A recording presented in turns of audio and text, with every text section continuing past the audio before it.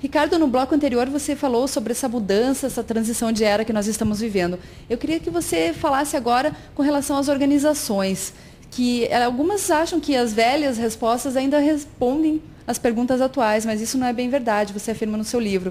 Eu gostaria que você falasse qual o caminho para essas empresas e para a liderança, qual seria o caminho de inovação para elas? Bom, o que eu quero dizer no meu livro é que com as perguntas que estão surgindo, elas são novas e não é possível responder pergunta nova com resposta velha. Ou seja, nós temos uma série de questões que estão acontecendo, como, por exemplo, o envelhecimento da humanidade, esse é um fato, né? Nós vamos ter menos jovens e mais velhos. Nós vamos ter, para os jovens, menos empregos disponíveis, porque os empregos não vão ser como eram antigamente, empregos para a vida inteira.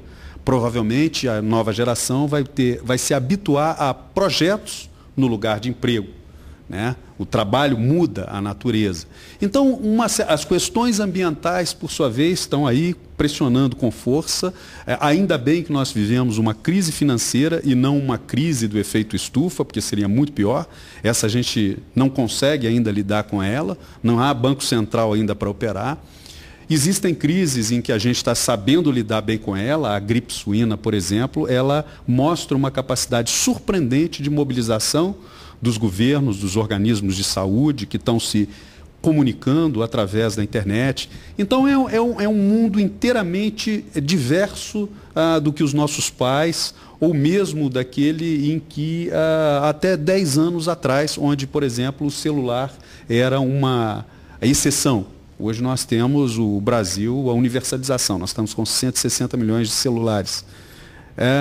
Então, no tempo de pensar fora da caixa, no meu livro, eu procurei elaborar o desafio que as organizações, de forma geral, estão vivendo. E o meu conceito de organização é tudo aquilo que significa mais de uma pessoa trabalhando junto, é uma organização.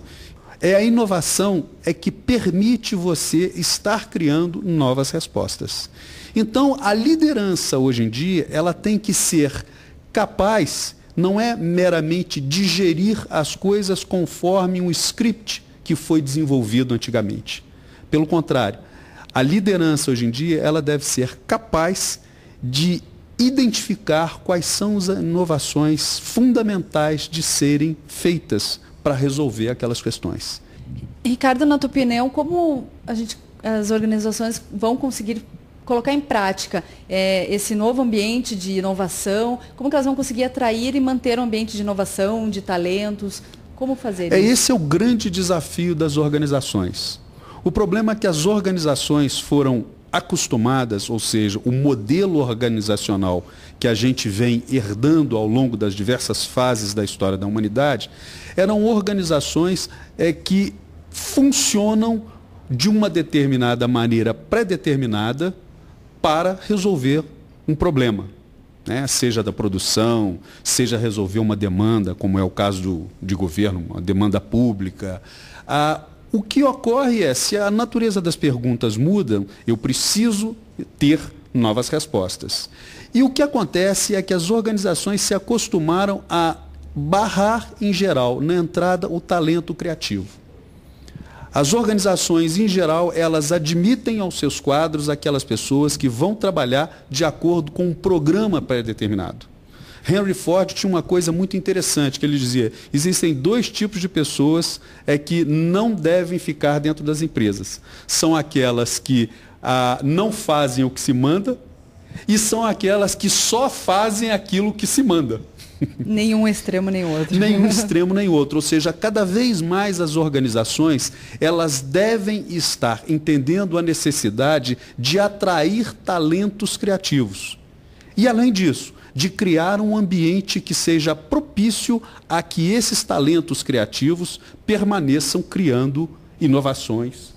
Ricardo, nesses tempos de crise, de transição, muitas organizações, muitas pessoas costumam recorrer aos livros de autoajuda para buscar algum apoio, alguma ajuda mesmo para solucionar algumas questões. Queria saber a tua opinião sobre esses livros que têm sido um fenômeno do mercado editorial ultimamente. Eu entendo essa explosão de demanda por livros de autoajuda justificadas pela dificuldade que as pessoas têm em mudar. Os livros de autoajuda, de uma certa maneira, hoje em dia, eles procuram resolver essa questão de como ajudar as pessoas a mudar. Existem livros de autoajuda de excelente qualidade. Existem, obviamente, os livros de autoajuda que são verdadeiras pagelanças, que são escritos de uma platitude atroz. Esses efetivamente são lastimáveis. Não ajudam, né, as pessoas? Não ajudam, ajudam ao autor.